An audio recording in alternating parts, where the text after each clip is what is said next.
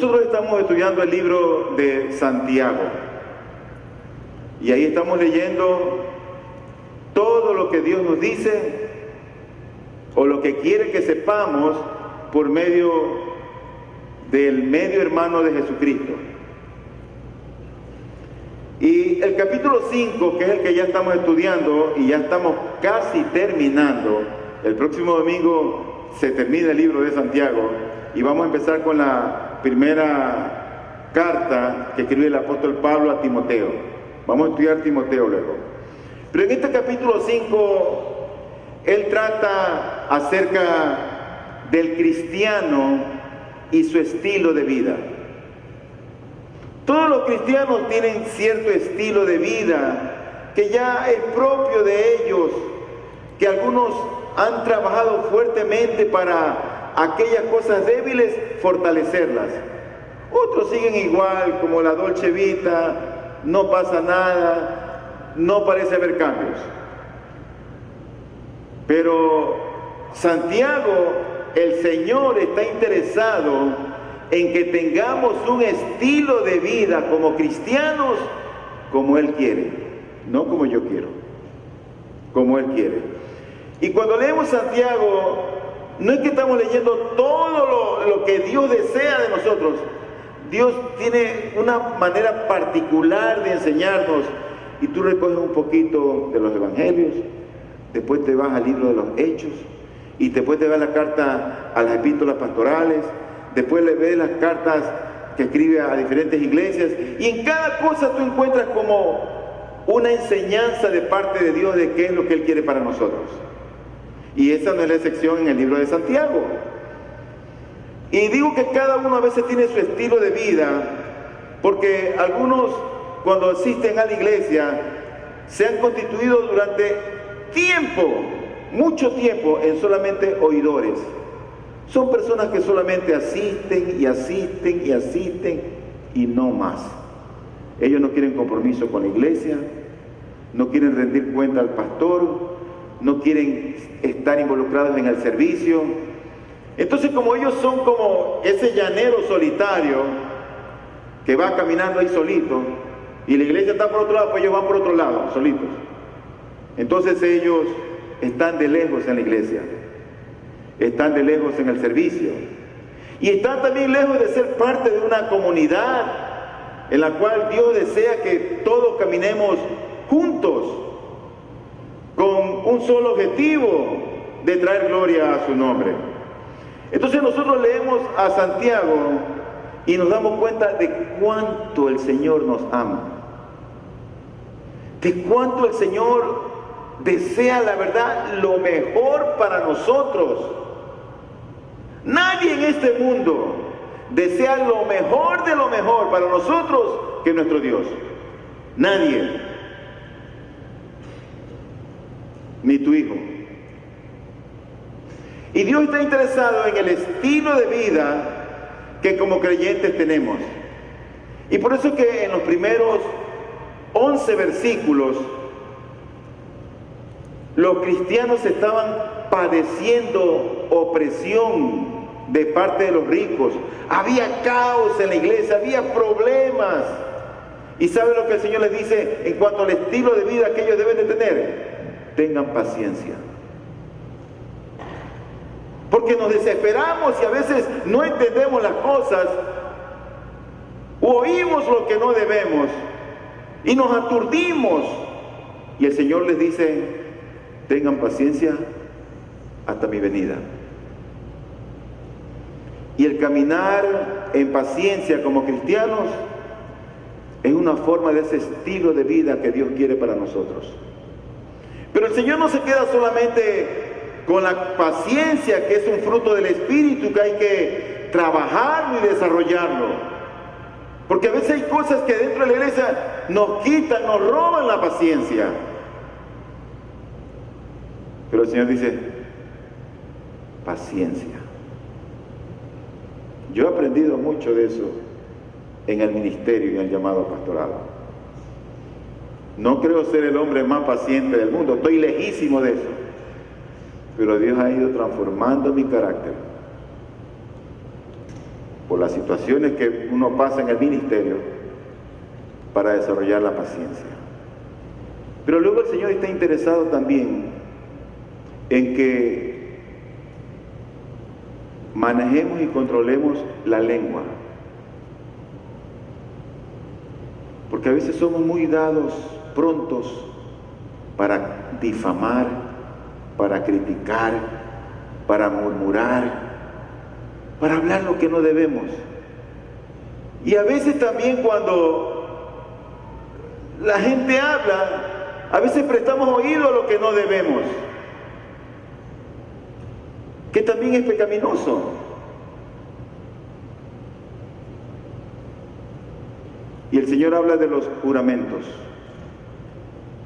Y eso tiene que ver con nuestra forma de hablar. Y Él lo que quiere es que tu sí sea sí y que tu no sea no.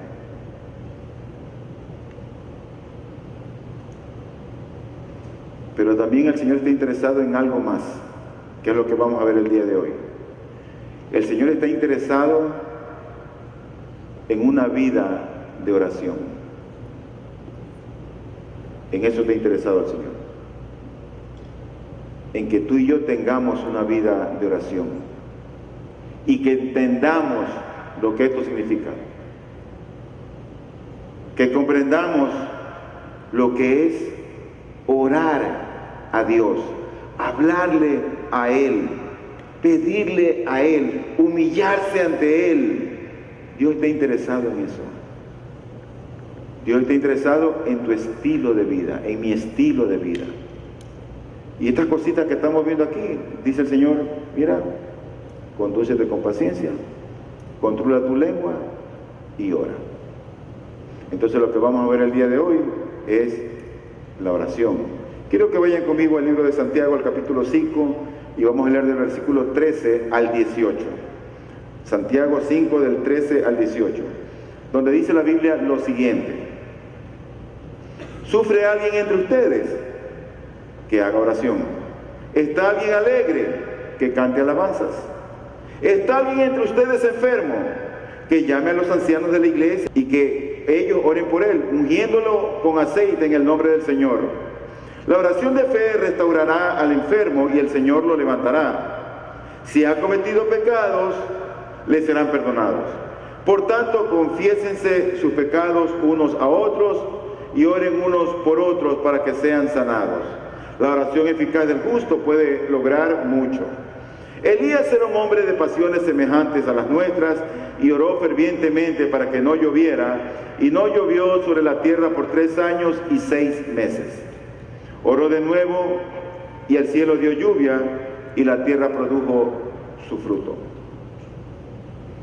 Vamos a estar meditando en estos versículos que Dios nos trae y tienen que ver con la vida de oración o con el tiempo de oración. He dividido este sermón en 3 partes y la primera que quiero ver es lo que Dios nos muestra aquí acerca de la relación que hay entre la oración y la alabanza. Eso está en el versículo número 13. El versículo 13 dice lo siguiente: ¿sufre alguien entre ustedes? Que haga oración. ¿Está alguien alegre? Que cante alabanzas. Si tú ves en este versículo, aquí hay un contraste. Hay una persona que está padeciendo, que tiene aflicciones, que está sufriendo. Pero por el otro lado, hay otro que está alegre. Son, por así decirlo, 2 emociones totalmente diferentes. Eso es un contraste, el extremo por un lado y el otro extremo por el otro lado. Uno que sufre, que tiene aflicciones, que está sufriendo, y el otro que está alegre. Pero a ambos son enviados a lugares diferentes, o que hagan cosas diferentes. Al que está sufriendo, Dios le dice, haga oración. Al que está alegre, Dios le dice, cante alabanzas. Pero lo que yo veo es que en ambas circunstancias, sea que uno esté sufriendo o padeciendo, o sea que otro esté alegre, en ambas circunstancias se conduce al creyente a la misma persona, a Dios. Porque si alguien tiene que orar, va a ser a Dios. Y si alguien está listo para cantar alabanzas, va a cantar alabanzas a Dios. Entonces, ahí están los que sufren, los que están sufriendo. Dicen, hagan oración. En otras palabras, lo que Dios les está diciendo es, miren a mi Hijo, miren a Jesucristo. Y yo no sé si tú recuerdas cuando el Señor estaba a punto de ser entregado y Él estaba en el Getsemaní.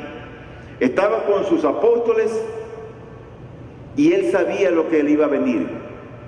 Estaba a punto de ser aprehendido para ser tomado y luego llevado al Monte Calvario y ser crucificado. Él sabía lo que venía. Había en su corazón tristeza, había dolor.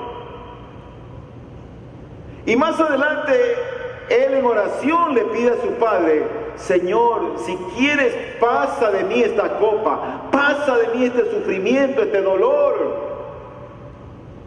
Dice, pero no se haga lo que yo quiero, sino lo que tú quieres.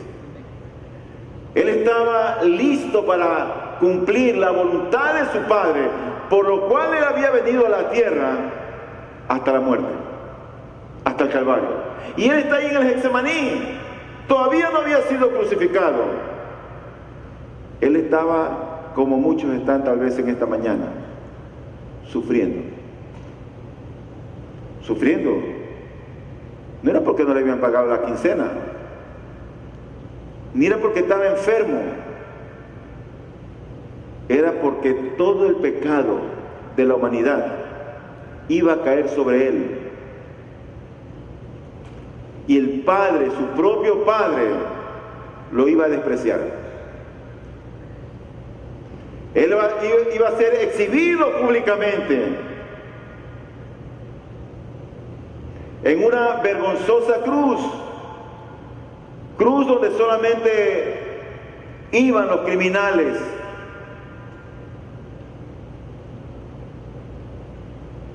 Dice Lucas 2:44, y estando en agonía,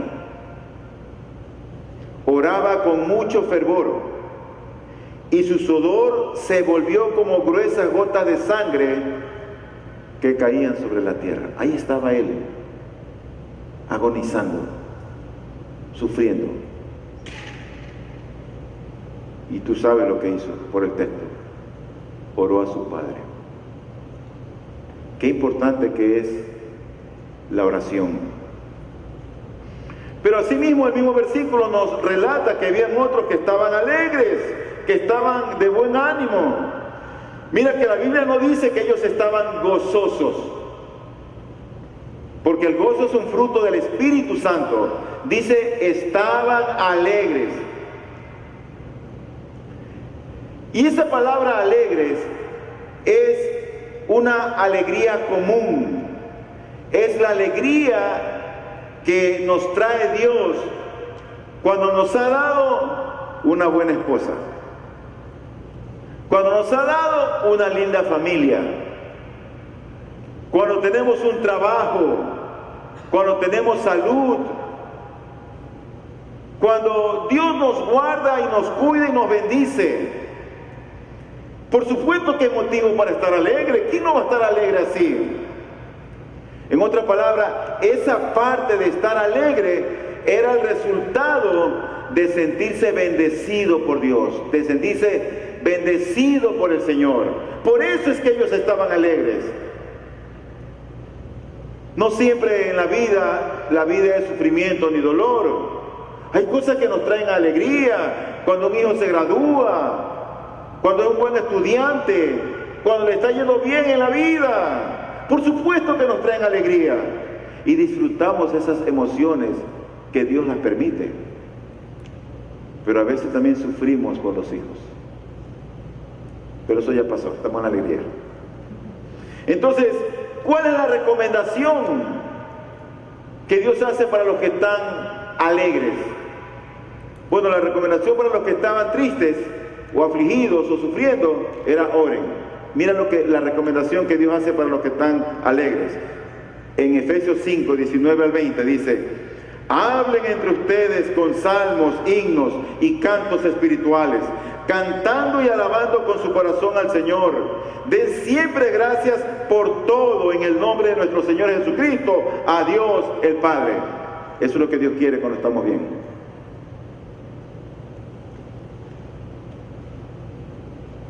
A Dios no le gustan los hijos mudos, porque Dios siempre nos está hablando por su palabra. Ay, oye, Dios está bueno. Oye, Dios lindo. Pero habla, di por lo menos gloria a Dios o di amén. Exprésate.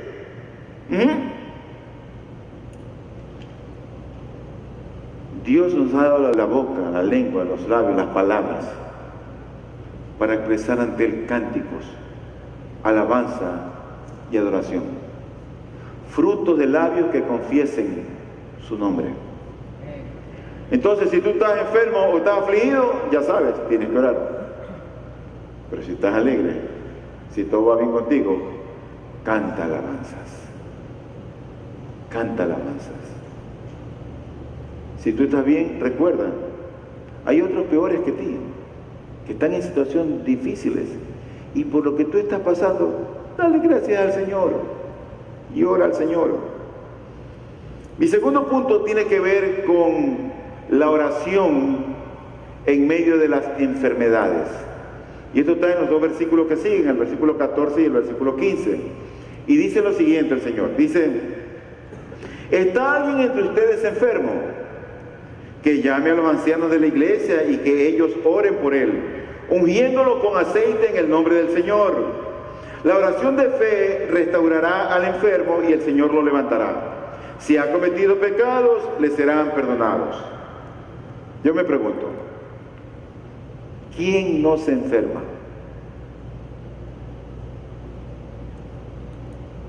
No hay hombre fuerte, no hay mujer fuerte, que por más sano que coma, que sea regular visitando al médico, que en un momento dado en su vida no enferme.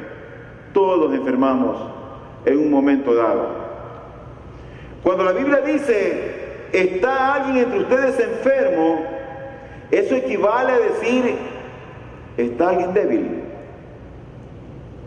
Porque la enfermedad nos debilita en todo sentido. Uno está enfermo, no puede ni pensar bien, uno ni quiere hablar mucho, nos debilita. No queremos caminar, queremos estar acostados. Pero ¿cuál es el origen de la enfermedad? Bueno, yo creo que la enfermedad tiene dos orígenes. La primera es a causa de la indisciplina o de las circunstancias. A veces, por indisciplinados, no dormimos el tiempo necesario para recuperarnos. A veces somos muy hábiles para las azúcares, los dulces y la torta y el pastel y todo lo que ponen en tu mesa es tuyo. Y somos descontrolados para comer. Entonces, cuando te das cuenta, ya estás en sobrepeso, ya te vino la diabetes, se afectaron tus riñones porque eres indisciplinado. Comemos de todo sin medirnos. Y a veces las enfermedades vienen porque nuestro sistema inmune baja. No hemos comido bien, no nos hemos hidratado bien, no hemos comido saludable y por supuesto que pues que te vas a enfermar. Y no, es que tengo dolor de barriga. Y claro, si tú comes chocolate y le metes leche por ahí mismo, o le pones maní y encima un filet mignon, tremenda bomba. Pero otra de las causas por las cuales muchas veces vienen las enfermedades, no siempre. Es una acción disciplinaria de parte de Dios. Dios permite a veces las enfermedades como una forma de disciplinarnos por causa del pecado. ¿Sabías eso, no es cierto? Aquí hay un texto que hoy lo vamos a leer más tarde que tiene que ver con la cena del Señor. Y mira, en la iglesia de Corinto habían bandos, habían conflictos, habían divisiones.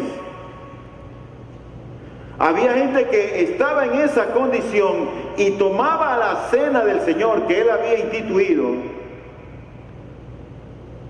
y la tomaban con un corazón podrido, la tomaban indignamente. No querían dar el brazo a torcer, no querían reconocer su pecado, no querían arrepentirse. Entonces, mira lo que dice el Señor. Primera de Corintios 11:30. Por esta razón hay muchos débiles y enfermos entre ustedes. Y muchos duermen. Esos duermen es que muchos murieron. El Señor tuvo que matarlos, llevárselos antes que se condenen, porque ya era imposible, no querían enderezarse. Unos débiles, otros enfermos, y a otros el Señor se los llevó a causa del pecado, a causa de su dureza. Si tú vas al libro de Hechos, no tienes que ir ahora, pero te digo ahí ese mensajito. En el capítulo 5 se narra la historia de un matrimonio, hermanos míos, Ananías y Zafira. Ellos eran creyentes, temían al Señor, pero se desviaron un poquito. Y públicamente ellos decidieron engañar al pueblo de Dios, pero no a Dios. Los cristianos en ese tiempo estaban vendiendo todas sus cosas y lo que vendían lo traían a los apóstoles. Si ellos hubieran dicho, mira, yo voy a tomar una parte para mí y el resto lo voy a poner aquí, pero ellos lo hicieron en secreto. Yo siempre he creído, hermano, todo lo que se hace oculto, no, lo que empieza oculto no termina bien. Todo lo que empieza detrás de los ojos de tus padres, detrás de los ojos de tu madre, joven, no está bien, no te va a ir bien en la vida. No va a ir bien si todo lo que empieza de manera oculta. Confiésalo, háblalo, compártelo. Y mira qué opinan tus padres. Mira qué opina tu esposo. Mira qué opina tu esposa. Sé transparente. Sé íntegro. Y ahí estaban Ananías y Zafira, creyentes. ¿Y saben lo que el Señor hizo? Los mató a los dos, al marido y a la mujer. Los mató. Y en una situación de enfermedad de un creyente, el enfermo debe seguir lo que Dios ha determinado en su palabra. Cuando alguien en la iglesia enferma, Dios dice qué es lo que tenemos que hacer cuando enfermamos. Lo acabamos de leer. Y lo que tiene que hacer es avisar, comunicar a las autoridades de la iglesia, a los pastores. ¿Para qué? En segundo lugar, para que los pastores oren por él u oren por ella. Eso es lo que Dios manda. Y unido a la oración de aquel entonces estaba la unción con aceite. Ahora, la sanidad que el enfermo recibía o que obtiene no es a causa de los pastores que van a orar, no es a causa del aceite, ni siquiera es a causa de la misma oración, sino que la sanidad es recibida en un creyente a causa de aquel cuyo nombre, que es sobre todos los nombres, es el nombre del Señor, tiene la voluntad y el buen deseo para sanar. Cuando Dios quiere, sana. Y cuando Dios quiere, no sana. Hoy diría yo que se ha perdido esa práctica de solicitar a los pastores oración por los enfermos. Y lo que muchos hacen es que cuando están enfermos, por lo general se automedican o van a la farmacia o llaman al médico. Y yo creo, sin lugar a equivocarme, que Dios ha dejado la ciencia médica para bendecir a la humanidad. Gloria a Dios por la penicilina. Gloria a Dios por los antiinflamatorios. ¡Qué bueno que nacimos en esta época! Pero no olvides el plan de Dios descrito para ti el día de hoy. Dios ha dicho en su palabra: ¿está alguien entre ustedes enfermo? Que llame a los ancianos de la iglesia y que ellos oren por él, ungiéndolo con aceite en el nombre del Señor. Y luego dice el versículo siguiente: la oración de fe restaurará al enfermo. La oración de fe. Pero la oración de fe, ¿de quién? La oración de fe, ¿de quiénes? De aquellos que fueron llamados para que oren por el enfermo. La oración de fe de los ancianos o de los pastores. En otras palabras, cuando los pastores vamos a orar por un hermano, por una hermana que está enfermo, vamos a orar con fe. Vamos a orar con confianza, sin dudar que Dios tiene el poder para sanar, si Él quiere. Y el medio para la sanidad del enfermo es básicamente la respuesta a esa oración de fe, a esa oración en el Señor. Ahora, deberíamos de preguntarnos algo. ¿Tú enfermas? Me pregunto yo, ¿Dios restaura o Dios levanta o Dios sana a todos los enfermos? No. No. ¿Quién es el que levanta? Porque la Biblia dice aquí, la oración de fe restaurará al enfermo y el Señor lo levantará. Así dice el versículo número 15. El Señor lo levanta, el que levanta, quien levanta al enfermo es el Señor. Y tú ves eso en la Biblia por todos lados. Oraban al Señor y el Señor lo levantaba cuando Él quería. Claro, el Señor siempre anduvo mostrando misericordia y se vio la bondad de Él, su generosidad, y Él sanaba a los enfermos. Dios sigue obrando misericordiosamente al día de hoy. Mira lo que dice Mateo 9, versículos 5 y 6. Porque, ¿qué es más fácil decir?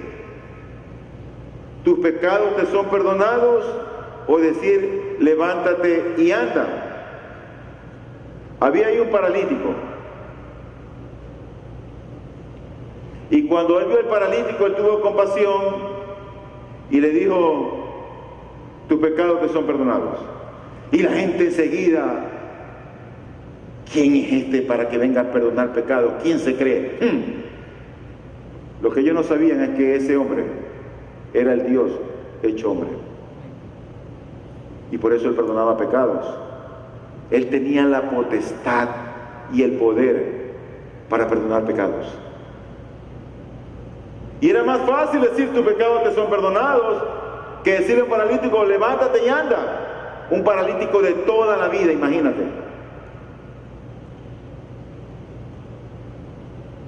De toda la vida. Y el Señor le dice, ¿qué es más fácil decir? ¿Tus pecados te son perdonados? O decir, levántate y anda. Luego dice, pues para que sepan que el Hijo del Hombre tiene autoridad en la tierra para perdonar pecados, entonces dijo al paralítico, levántate, toma tu camilla y vete a tu casa. Es el Señor el que da la orden. cuando alguien quiere sanar. Y a este le dijo, levántate, toma tu camilla y vete a tu casa. Dios se agradó en sanarlo. Yo no sé si alguien recuerda lo que ocurrió después de esta frase que dijo mi Señor. ¿Alguien recuerda? ¿Sabe lo que pasó después de eso? Dice el versículo 7. Y levantándose, el paralítico se fue a su casa. Él da la orden y todo se centra en lo que Él ha dicho. Se unen los huesos, se estiran los tendones, se preparan los músculos y ¡rum! Se levantó el que era paralítico. Eso fue lo que pasó.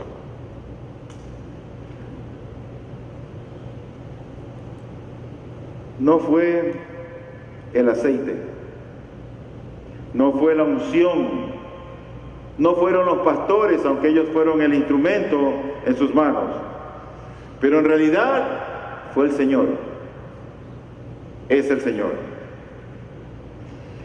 Y Santiago, aquí en este pasaje, él no está estableciendo un mandamiento que sustente o que soporte el uso del aceite para ungir a los enfermos como un requisito para obtener sanidad. Eso no es lo que está diciendo aquí Santiago. Porque muchos en la Biblia fueron sanados sin la necesidad de aceite. Muchas personas.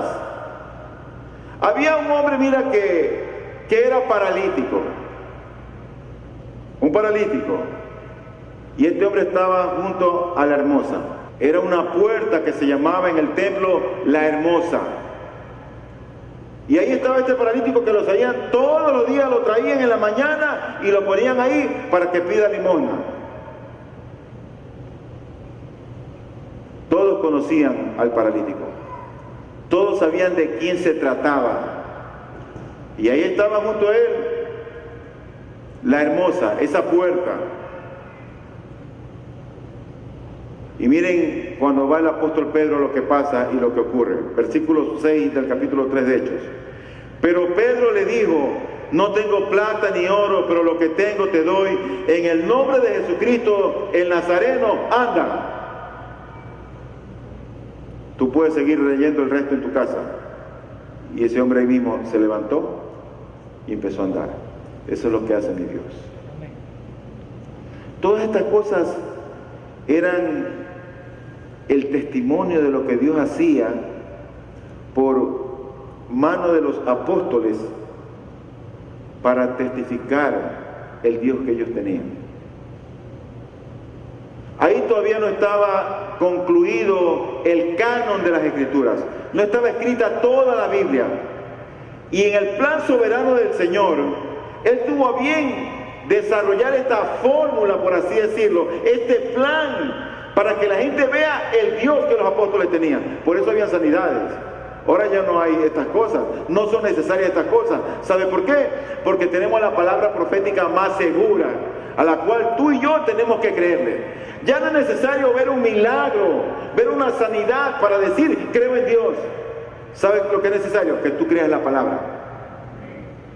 Porque si tú no crees a los profetas, tú no crees a los apóstoles, tú no crees a la palabra, no vas a creer aunque un muerto se levante de la tumba. No vas a creer. Es importante que tú creas la palabra de Dios.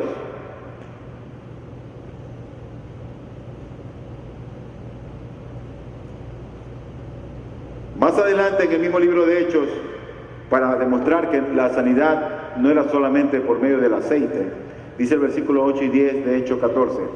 Y había en Listra un hombre que estaba sentado, imposibilitado de los pies, cojo desde el seno de su madre y que nunca había andado. Este escuchaba hablar a Pablo, el cual, fijando la mirada en él y viendo que tenía fe para ser sanado, dijo con voz fuerte, levántate derecho sobre tus pies. Y él dio un salto y comenzó a andar. A mí me encanta a veces esa manera jocosa en que tenemos los evangelios. Yo me pongo en los pies o en los zapatos del paralítico este. Y yo no he caminado nunca en mi vida. Y él me dice, levántate algo. Yo me voy a levantar despacito. Chica, no, déjame ver. Espérate. Pero este hombre dio un salto.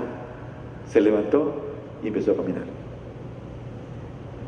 Así es como obra Dios.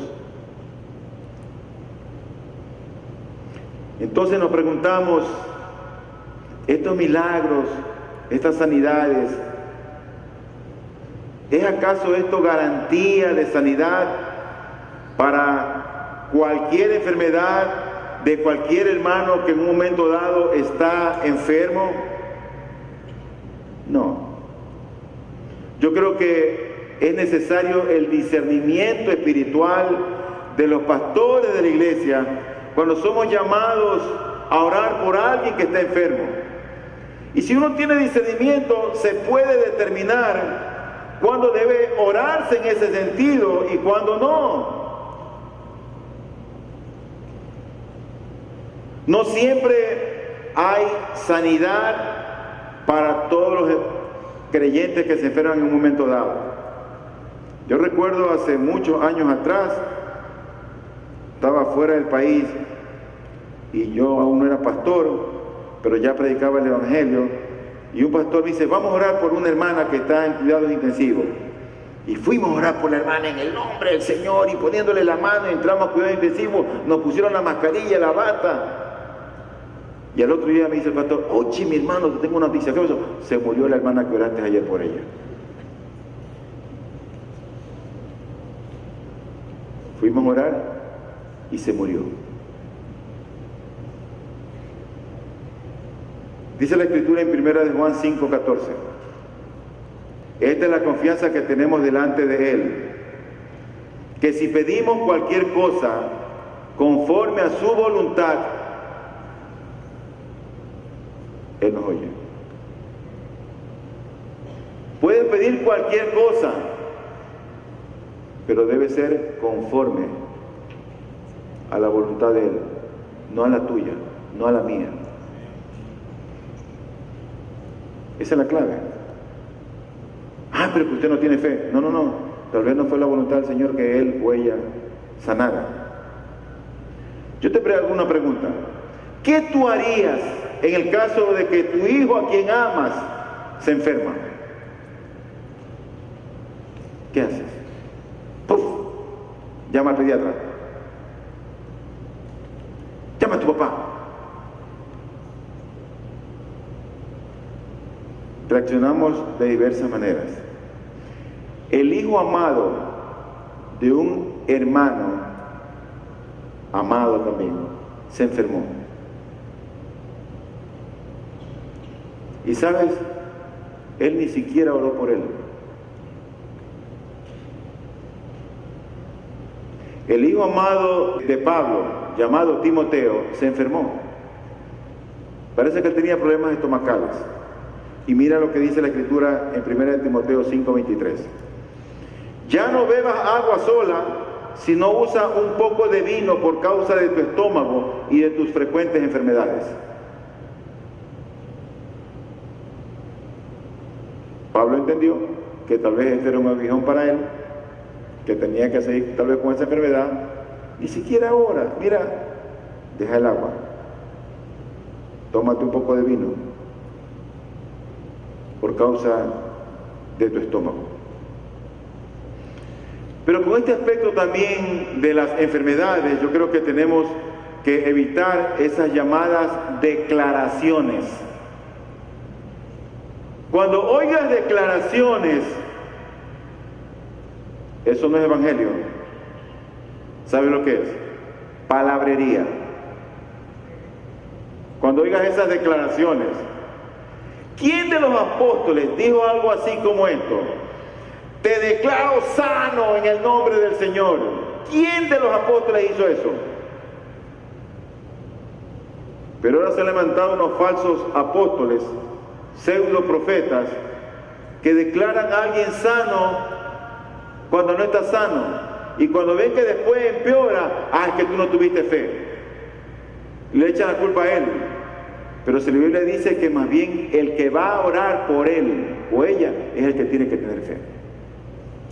Eso es lo que me dice mi Biblia.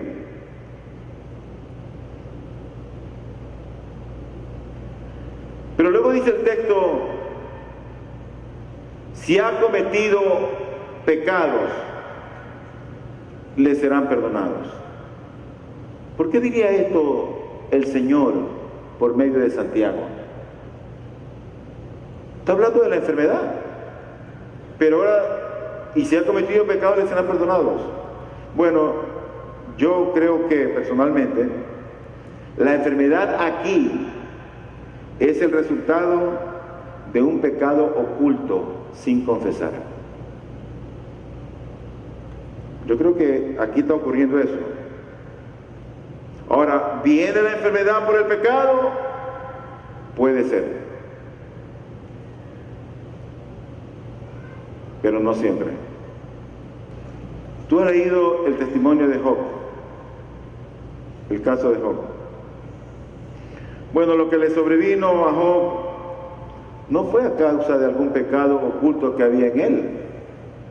No era toda esa enfermedad que tuvo una sarna de la cabeza a los pies y le vino como juicio de Dios. No fue porque había algo que no había confesado. Dios permitió la prueba para fundamentar y consolidar su fe. Dios a veces permite que lleguen a nosotros aflicciones y pruebas de diferentes ángulos para fortalecernos. Dios sabe el material del cual estamos hechos y tú y yo sabemos que somos barro. El Señor sabe dónde apuntar para fortalecernos. Déjame traer unas aplicaciones antes de pasar al siguiente punto en base a estos dos versículos. Cada vez que alguien enferma, en primer lugar, si tú enfermas o un familiar tuyo enferma, escúchame, la enfermedad debería ser el instrumento de Dios que nos lleve a Él para depender de Él. Cuando tú estás atravesando una enfermedad, depende del Señor. Él sabe por qué permitió que llegue a ti esa enfermedad. Pero en segundo lugar, la iglesia debe acompañar espiritualmente a aquel que está sufriendo. Nuestro hermano aquí estuvo testificando de una hermana que está ahora con afecciones respiratorias severas.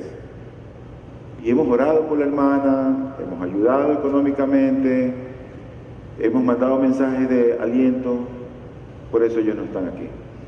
Pero cuando alguien de nosotros en la iglesia enferma, la iglesia debe involucrarse, acompañar espiritualmente al que sufre.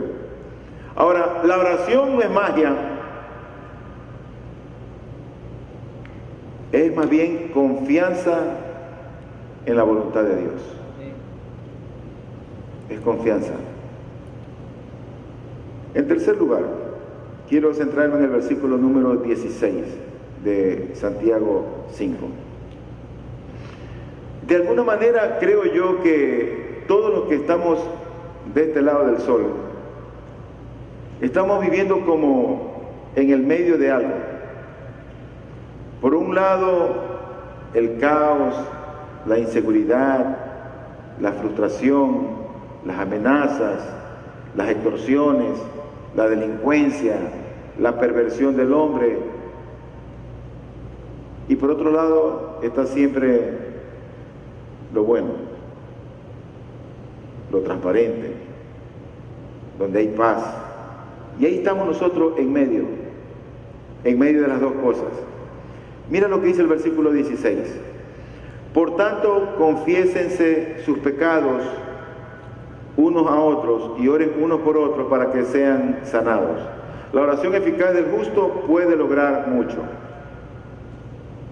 Confiésense sus pecados, lo oscuro, para que sean sanados, lo claro. No queremos estar de este lado. Queremos estar de este lado. Pero para eso da una fórmula el Señor. Y habla de la confesión. Esa parte de confesión que dice así, confiésense sus pecados, debe ser una práctica continua en la vida del cristiano.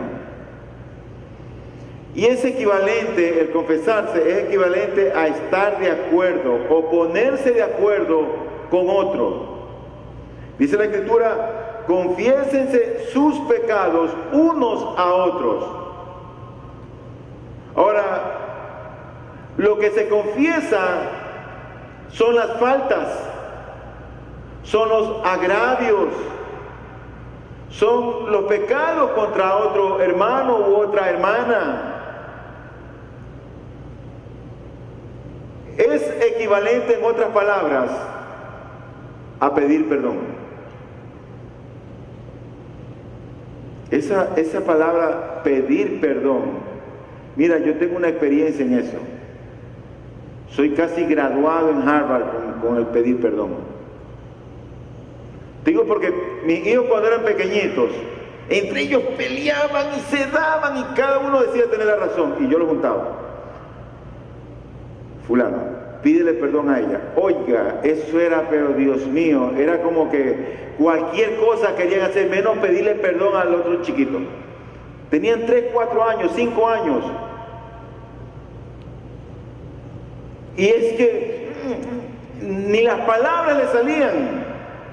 Y tuvimos que luchar y que aprendan a pedirse perdón entre ellos, chiquitos. Al otro, ahora, pero yo ¿por qué? Si alguien me hizo... Y ponían las excusas, pero nadie de ellos quería pedir perdón. Ahora imagínate cuando uno está adulto.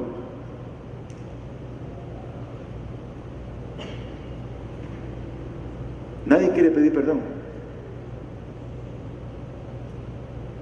Nadie quiere pedir perdón. A veces sentimos que alguien nos ha ofendido. Pero ¿sabes lo que Dios dice?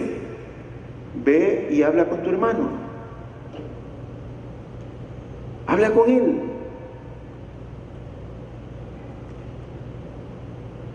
Ponte de acuerdo con él. Y dile, hermano, yo hablé con usted el otro día. Y usted me dijo esto y me sentí ofendido. U ofendida. ¿Y cuándo fue eso, hermana? Tal día, tal hora. Ahí estaba el hermano tal. Pero nadie quiere dar ese paso. Entonces, como todos somos bien ecuatorianos y no queremos pedir perdón, nos resentimos. Y se aleja la hermana del hermano o de la hermana. Es lo más fácil. ¿Pero eso es lo que Dios manda? No. Así vive el impío. Así vive el que no conoce a Cristo.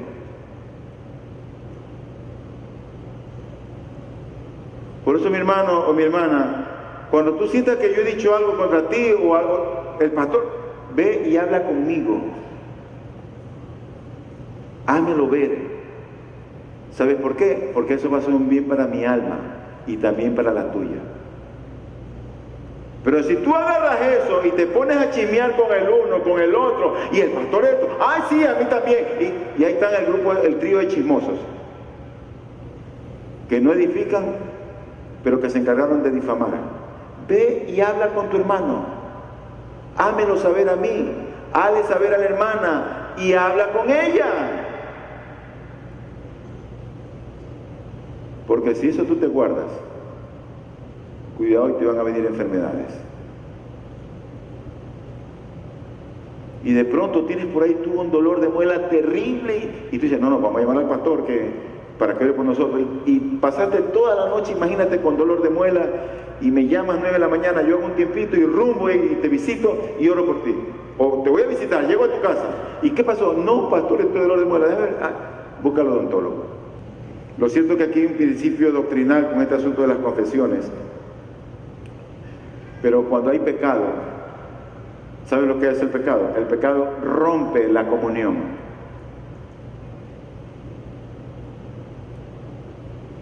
Cuando alguien está resentido y no ha arreglado ese asunto, rompe la comunión.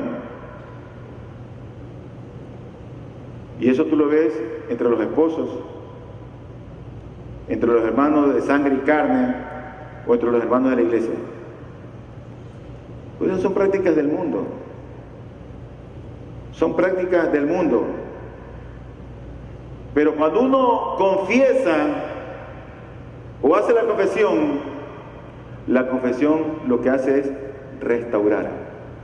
Ah, si ha sido la cosa, sí. Mira, mi hermano, sí, tienes razón. Mira, perdóname. Mira, discúlpame por lo que en verdad que no me di cuenta. Sí, fue mi tono de voz y esta palabra no debe, perdóname, mi hermano. Ya, y se acaba el problema.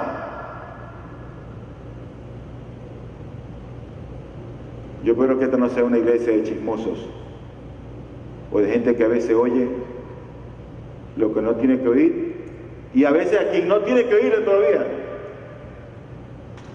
Pero si tú tienes algo contra alguien, ve y habla con él o con ella y ponte de acuerdo, como dice la Escritura. Mira lo que dice Proverbio 28:13. El que encubre sus pecados no prosperará, pero el que los confiesa y los abandona hallará misericordia.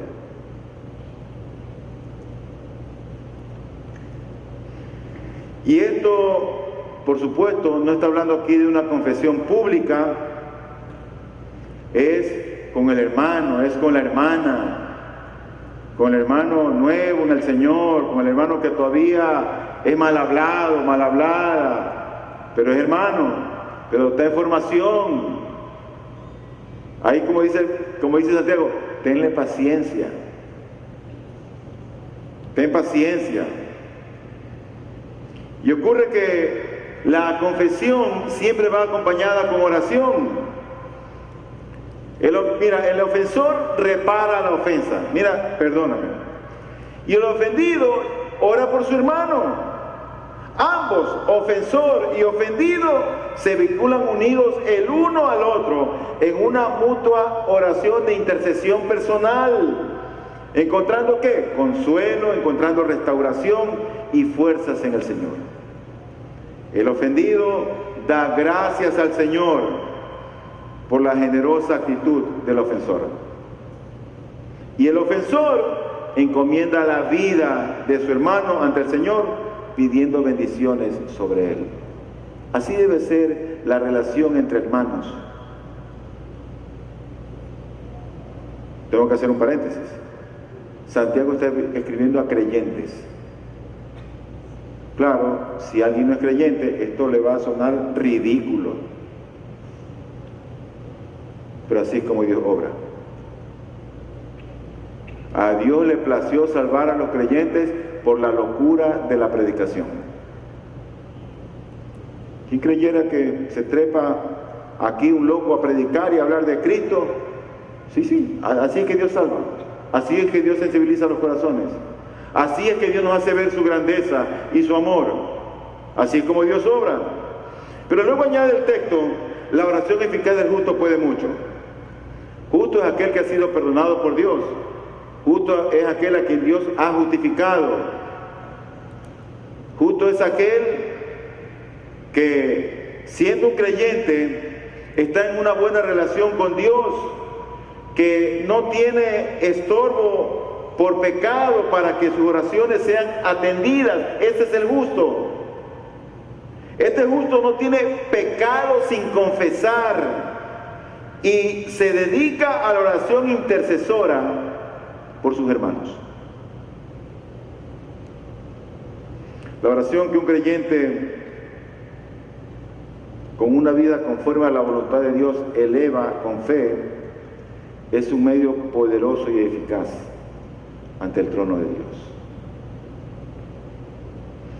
Finalmente, Santiago toma el ejemplo de Elías. Y Elías ocurre que era un hombre común y corriente, como nosotros, con debilidades y también con fortalezas. Pero era un hombre que creía en Dios. era un hombre que servía a Dios, que adoraba a Dios y que hablaba en nombre de Dios. Ese era Elías. Dice el versículo 17 y 18.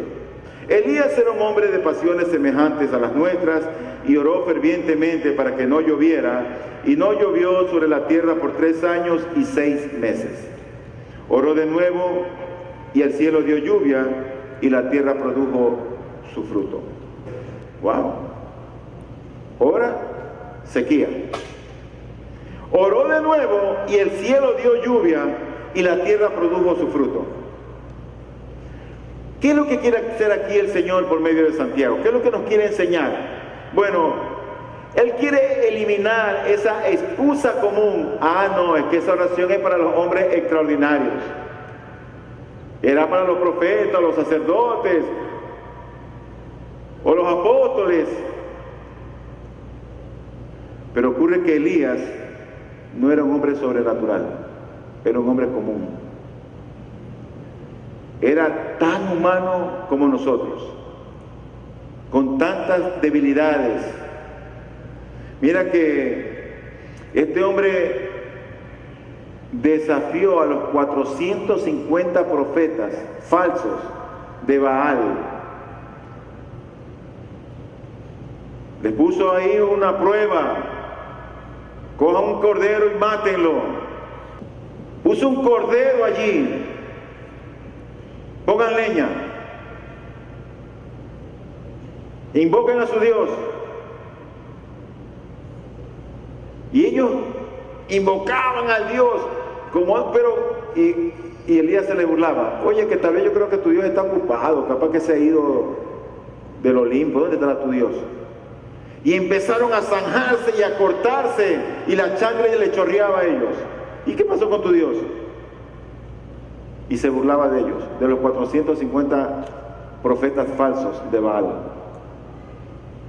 Entonces dice, cuando ya no pudieron, a ver, pónmelo ese mío ahí, pártelo, ponle leña, échale agua abajo, échale otro tanque de agua, más agua. Clama a Dios y desciende fuego. Se enciende la leña, se seca el agua y se hace el cordero. Tremendo. Profeta de fuego. Y a los 450 profetas les cortó la cabeza. ¿Y sabes qué pasó después? Una mujer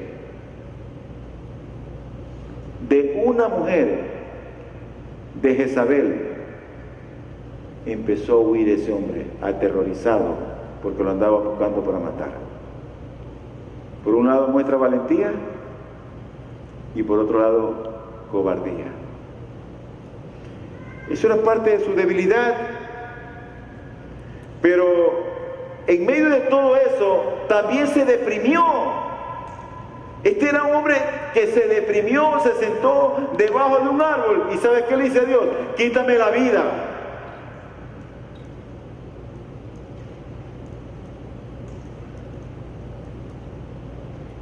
Y yo creo que también este era un hombre que tenía una visión limitada de la soberanía de Dios.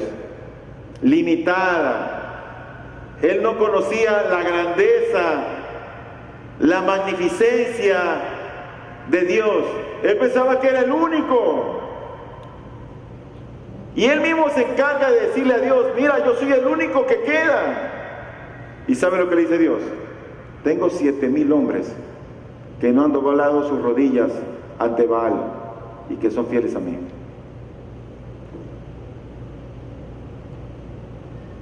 Él no conocía lo suficientemente a Dios.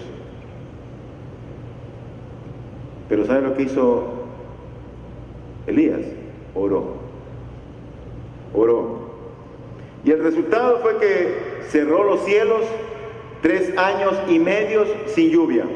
Tú puedes leer eso en 1 Reyes 17. Y él volvió a orar y la lluvia regresó. En otras palabras, mis hermanos y amigos, la oración debe siempre ajustarse a los propósitos de Dios, no a los míos. Y de hecho, Elías sabía que Dios había determinado la sequía y también la lluvia en el tiempo de él. La oración del profeta se ajustaba, en otras palabras, a lo que el Señor ya había determinado. Y una de las grandes necesidades de la iglesia es la de que los creyentes practiquen la intercesión o la oración, orando siempre por el pueblo de Dios. Yo creo que hay una gran sequía espiritual en las iglesias. Y esta no es la excepción. No es la excepción. Yo digo, si la gente llega tarde a un culto, ¿cómo puede tener tiempo para orar? Si la gente no se conecta a un Zoom para revisar la palabra de Dios, para ver las aplicaciones, tú me dices qué horas.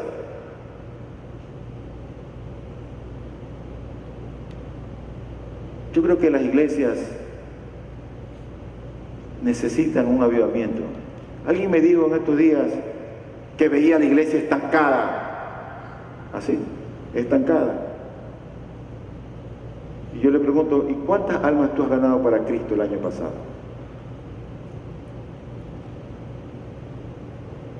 ¿A cuántos has llevado a la iglesia? ¿A cuántos les predicas del Señor? La iglesia no es estancada, estancados somos nosotros. Necesitamos orar. Aquí fue anunciado hace un momentito, este sábado que viene, tenemos aquí un tiempo de oración y ayuno. Ojalá puedan estar todo este grupo que veo aquí tan numeroso. Dios nunca me ha concedido todavía esa dicha. Pero un día me gustaría que todo este grupo que está así como está un domingo, también tenga un tiempo de oración. Y vengamos a orar los unos por los otros, por las necesidades, dando acción de gracias, por fulano, por sutano, por perencejo que no lo conozco. Pero no hay tiempo para orar. No hay tiempo para orar. El tiempo dedicado a la oración el día de hoy es muy crítico. Y por eso que yo a veces pienso que no hay manifestaciones del poder de Dios, no hay manifestaciones de los milagros divinos, porque no hay dedicación y dependencia de la oración hecha con fe. Ya la gente no ora.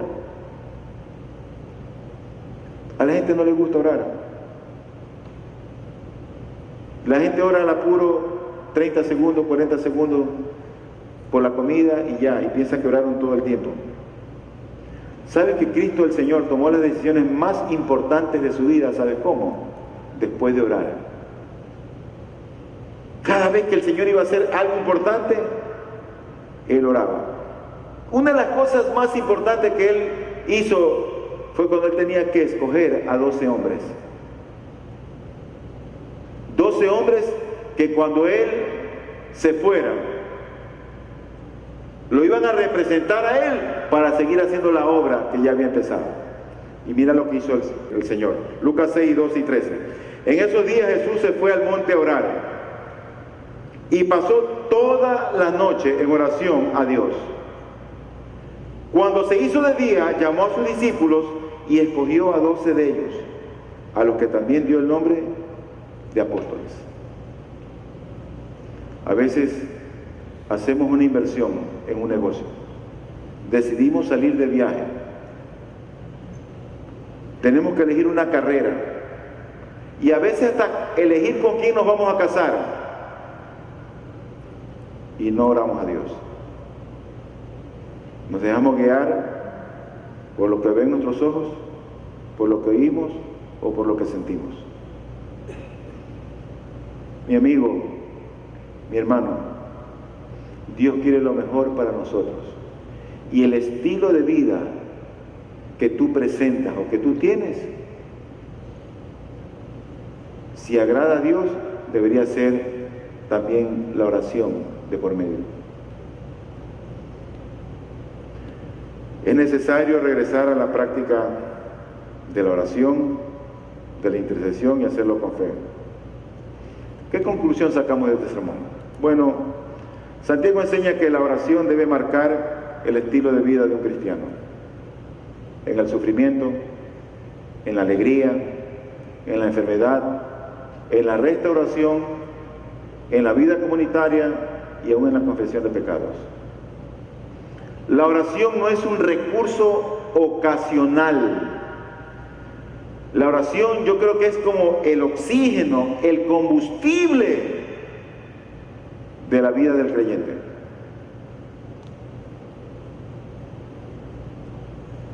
Mis aplicaciones son que cuando tú tengas un sufrimiento, ora. Cuando estés gozoso, cántale al Señor. Y busca apoyo espiritual cuando estés débil. Y si has cometido pecado, confiesa en tu pecado con humildad.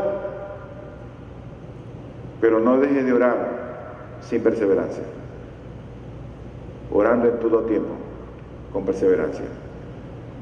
Yo creo que la iglesia más poderosa no es la que tiene más recursos, sino la que tiene más rodillas dobladas delante de Dios.